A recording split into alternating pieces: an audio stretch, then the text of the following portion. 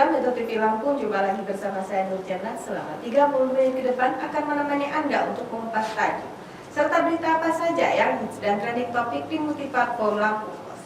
Saat ini hadir bersama saya Muharram Chandra Rugina, Askadif Pemberitaan Harian Umum Lampung Pos. Namun sebelum kita lanjutkan bedah tajuk kali ini, mari kita saksikan video editorial berikut ini.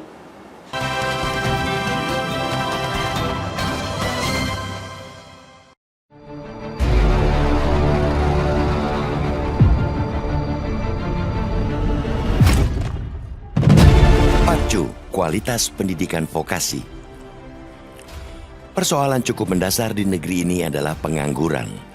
Salah satu penyebab utama tingginya tingkat pengangguran di Indonesia karena ketidakseimbangan antara pertumbuhan jumlah tenaga kerja dan terbatasnya lapangan pekerjaan.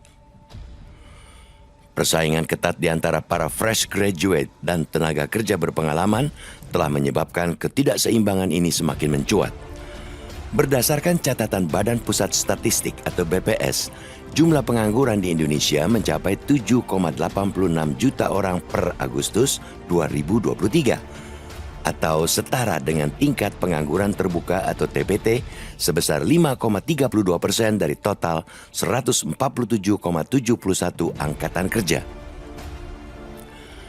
Sementara di Lampung, TPT pada Agustus 2023 turun 0,30% secara year on year atau sebesar 4,23%. Angka TPT tersebut berhasil mencapai target RPJMD 2023 yang dipatok pada kisaran 4,00 sampai 4,30%.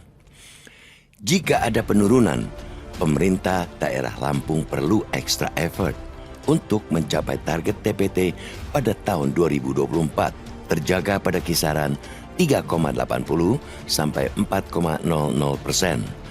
Upaya menekan angka pengangguran ini salah satunya dengan menyiapkan sumber daya manusia unggul dan berdaya saing lewat pendidikan vokasi unggul.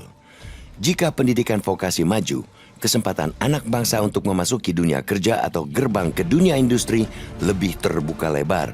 Anak-anak bangsa akan tumbuh menjadi tenaga ahli yang diperhitungkan di negaranya bahkan dunia.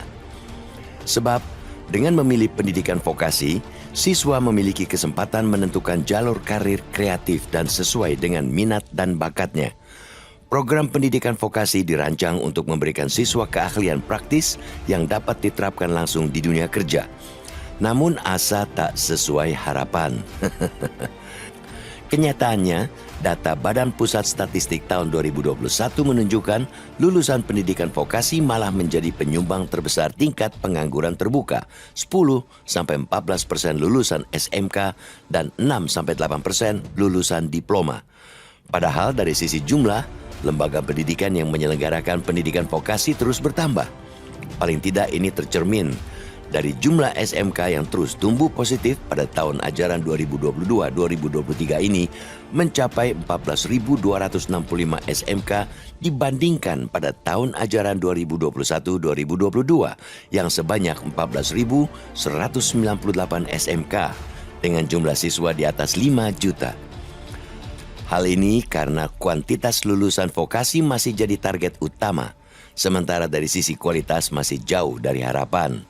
Sejumlah permasalahan mulai dari kurikulum pendidikan yang tidak selaras dengan kompetensi industri, minimnya fasilitas sarana dan prasarana, termasuk ruang kerjasama dengan dunia usaha dan dunia industri atau DUDI, hingga minimnya kualitas guru belum mendukung untuk menghasilkan lulusan yang memiliki kompetensi tinggi dan berdaya saing. Hanya segelintir sekolah vokasi yang mempunyai sumber daya memadai untuk menerapkan pembelajaran teaching factory yang selaras dengan kebutuhan DUDI. Program SMK, pusat unggulan yang diselenggarakan Kemendikbudristek juga masih terbatas. Pada 2022 misalnya, baru diikuti 373 SMK dan pada 2023 ditargetkan 250 SMK.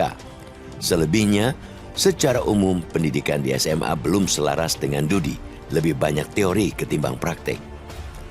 Upaya pemerintah merevitalisasi pendidikan vokasi melalui Instruksi Presiden Nomor 9 Tahun 2016 yang kemudian diperkuat dengan Peraturan Presiden Nomor 68 Tahun 2022 merupakan langkah positif. Pelibatan Dudi untuk pendidikan dan pelatihan vokasi sesuai Perpres 68/2022 diyakini dapat menjawab permasalahan dalam pendidikan vokasi selama ini. Melalui kolaborasi pendidikan vokasi dengan Dudi, siswa tidak hanya berkesempatan mengalami praktek kerja sesuai kebutuhan industri atau dunia kerja, tetapi juga bimbingan dan pelatihan langsung dari perusahaan. Ini tantangan sekaligus tanggung jawab Dudi untuk tidak sekadar memberi kesempatan magang kerja bagi siswa sekolah vokasi, tetapi menginternalisasikan nilai-nilai yang membentuk karakter kompetitif dan inovatif kepada siswa yang magang. Apalagi di era industri 4.0 saat proses otomatisasi yang menggantikan tenaga kerja manusia, siswa tidak cukup hanya dibekali keterampilan utama yang dibutuhkan dalam pekerjaan tertentu atau hard skill. Siswa harus dibekali kemampuan interpersonal yang dibutuhkan dalam pekerjaan atau soft skill. Jadi, sudah sepatutnya pendidikan vokasi tidak hanya memberikan bekal siswa untuk terampil bekerja sesuai kebutuhan industri, tetapi juga kemampuan beradaptasi dengan perkembangan zaman.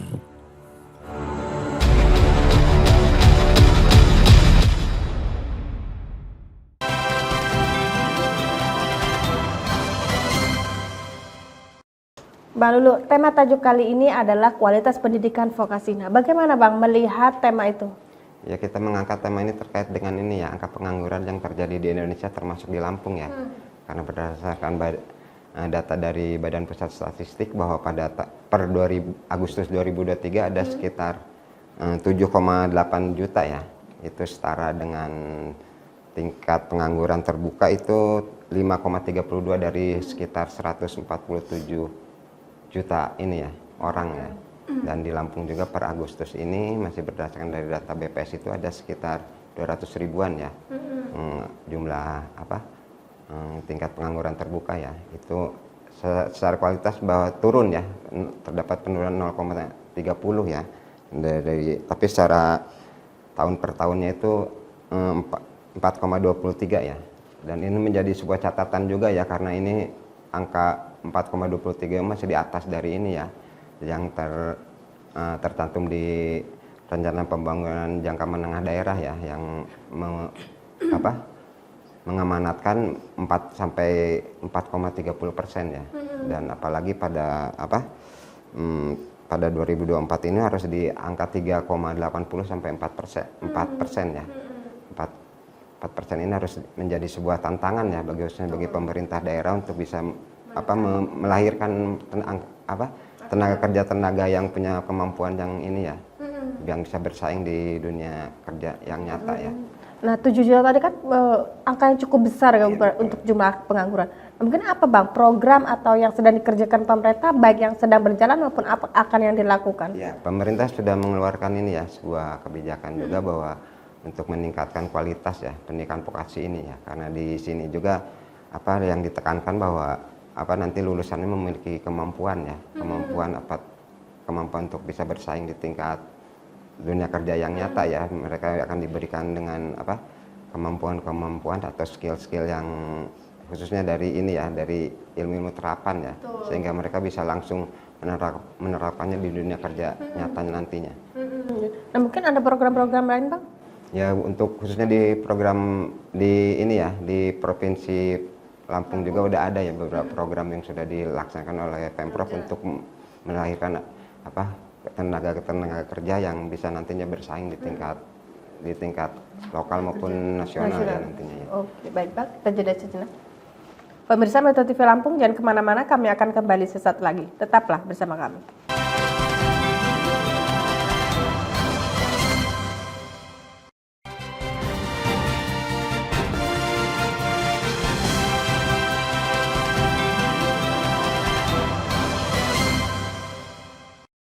Pemirsa Metro TV Lampung, Anda masih bersama kami di Bedah Tajuk Lampung Bos. Mbak Lulu tadi disebutkan bahwa untuk jumlah pengangguran di Indonesia 7 juta itu secara nasional. Nah, bagaimana Bang untuk jumlah di Lampung itu sendiri? Untuk di Lampung sekitar 200 ribuan ya. Itu juga memang kalau selevel Lampung cukup tinggi ya. Itu dari ini juga masih melebihi dari target ya, dari rencana pembangunan menengah jangka menengah daerah yang menetapkan bahwa 4 sampai 34% sampai 4,30 ya. Apalagi di tahun 2024 ini ditargetkan bahwa ininya 3,80 sampai 4 ya, 4% ya, dan itu menjadi sebuah tantangan karena kita juga masih tinggi ya, cukup tinggi ya, 4,23 ya, sehingga harus ada kita mencapai di bawah, minimal di bawah 4 ya, untuk bisa memenuhi sesuai dengan target di rencana pembangunan menengah daerah ini ya. Dan itu memang pemerintah Provinsi Lampung sudah melakukan beberapa langkah ya untuk bisa menurunkan angka jumlah pengangguran itu ya, seperti launching program ini ya, Smart School ya, ini Lampung Berjaya ya, dan ini menjadi salah satu upaya dari pemerintah untuk bisa melahirkan ya nantinya para tenaga kerja baru ya, lulusan baru, sehingga mereka bisa udah memiliki kemampuan ya untuk bisa bersaing di dunia kerja ya. Gitu. Nah tadi kan salah satu langkah untuk meningkatkan menyerap tenaga kerja melalui pendidikan vokasi, kualitas pendidikan vokasi. Nah mungkin bentuk kualitas yang seperti apa Bang yang sudah diterapkan maupun yang dijalankan baik pemerintah maupun pihak terkait?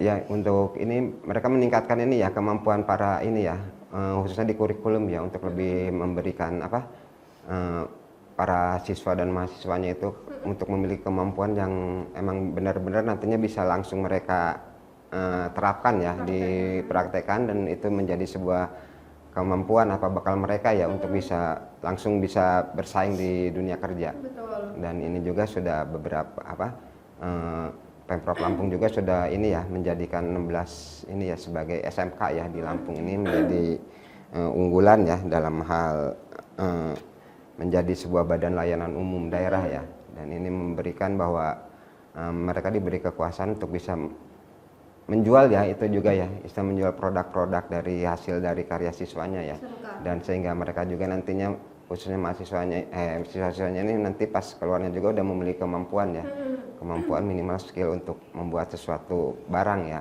atau sehingga mereka bisa bersaing, ataupun kalaupun tidak bisa terjun di dunia kerja, mereka juga bisa membuka usaha sendiri ya.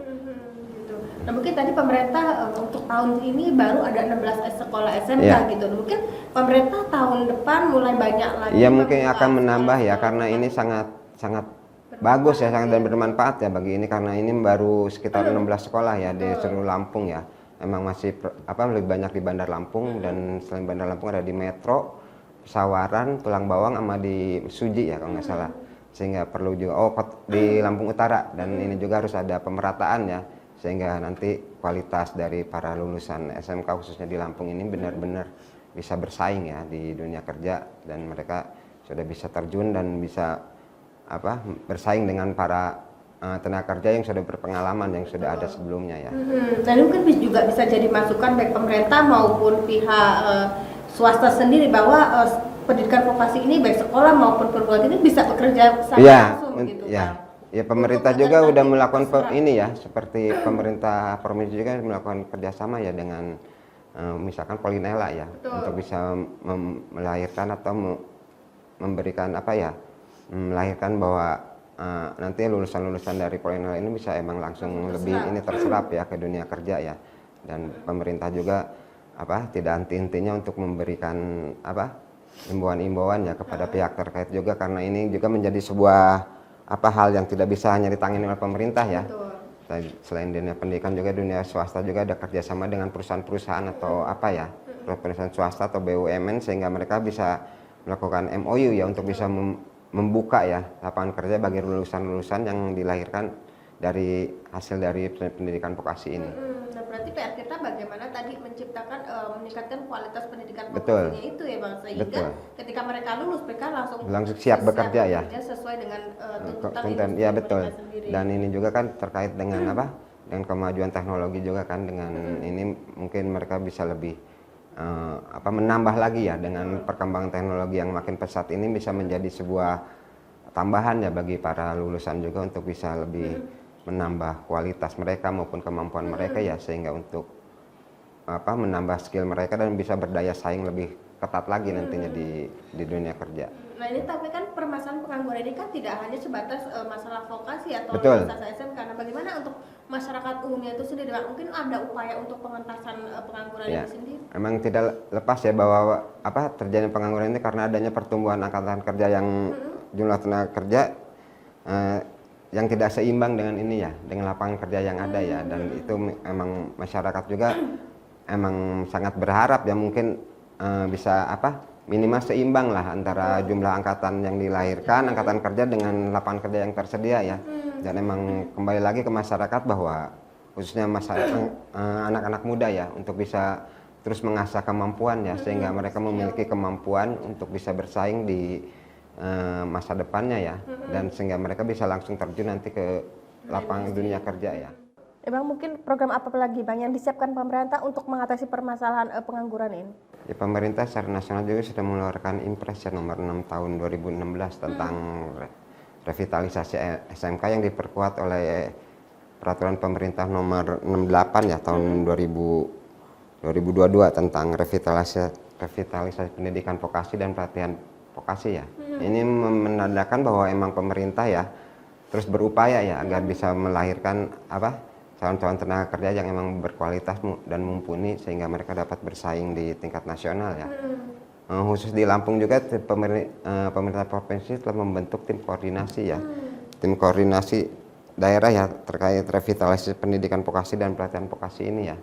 Dan ini juga tidak lepas dari tujuan untuk mendukung dan meningkatkan kualitas dari lulusannya, lulusan siswa maupun mahasiswa ya, sehingga mereka memiliki kemampuan untuk dari dunia ilmu-ilmu terapan ya, sehingga kemampuan itu bisa mereka terapkan di dunia kerja nantinya. Dan harapan kita sebagai masyarakat tentunya juga berharap semua program-program ini berjalan lancar sehingga angka pengangguran di Lampung bisa dan lebih Indonesia turun bisa. ya emang masyarakat sangat berharap ya bahwa ini juga di satu sisi semua hal-hal yang bisa mendukung lahirnya lulusan-lulusan yang berkualitas pastinya masyarakat sangat berharap ya, dan ini juga pemerintah juga harus lebih menggenjot tentang pendidikan vokasi ini. Di samping itu juga harus lebih memberikan peluang membuka ini ya lapangan kerja yang seluas-luasnya ya bagi masyarakat ya. Baik, Bang Lulu, kita jeda sejenak. Pemirsa Metro TV Lampung, jangan kemana-mana, kami akan kembali sesaat lagi. Tetaplah bersama kami.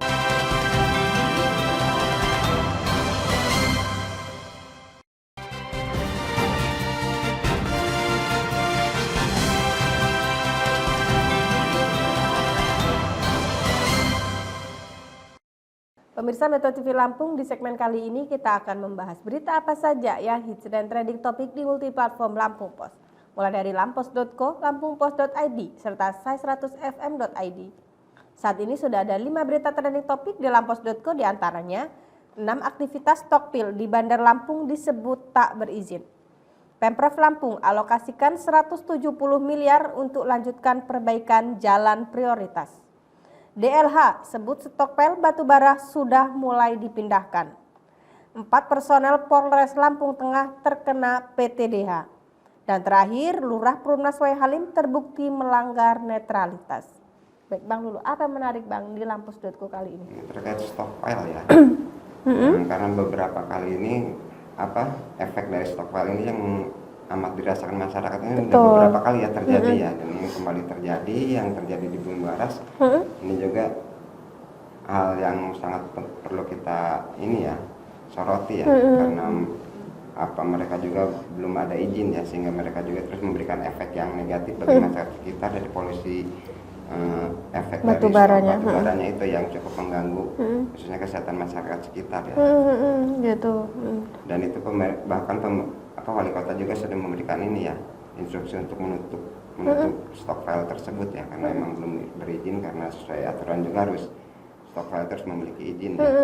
Dan pemerintah Bandar Lampung juga mengancam akan mencabut izin dari stockpile itu sendiri ya, harus suruh memindahkan ya, dan mereka sudah mengklaim sudah memindahkan ya.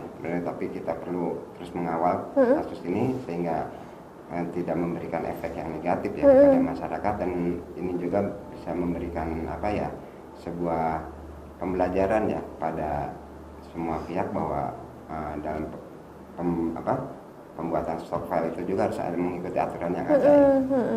Tidak hanya sembarangan langsung ini tanpa izin langsung bisa berjalan beroperasi ya. Oke, Bang, kita beralih. Pemirsa Metro TV Lampung, kita beralih ke lampungpos.id. Yang pertama, penyetopan stok pel batubara dipanjang. Aktivitas pasangan capres di Lampung. Balita hanyut hingga kini belum ditemukan.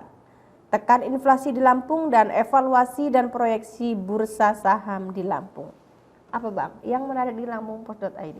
Ya, untuk di lampungpos.id kita yang cukup menarik ya, ini ya balita yang hanyut ya, bagi yang masih berusia 2,5 tahun ya, 2,5 tahun, bahwa dari kemarin ya semenjak Lampung mengguyur hujan mengguyur ya beberapa wilayah Lampung, dan ini menjadi salah satu korban ya dari adanya ini. Mungkin ini salah satu kelalaian juga ya dari orang tuanya, karena awal kronologisnya bahwa anak ini sedang main ya, hujan-hujanan sama ibunya sama saudaranya yang lain, dan dia ternyata terpleset dan masuk siring ya, dan mungkin saat ini karena hujan besar sehingga arus cukup deras ya, dan sehingga menghanyutkan si balita. Dan tim penyelamat juga udah dari kemarin sampai sekarang ya belum menemukan ya dari mayat itu ya, dan mereka sudah berupaya menyusuri lintasan dari siring itu sampai ke wilayah Lampung Selatan ya, dan sampai berita yang ini juga belum sampai ditemukan ya.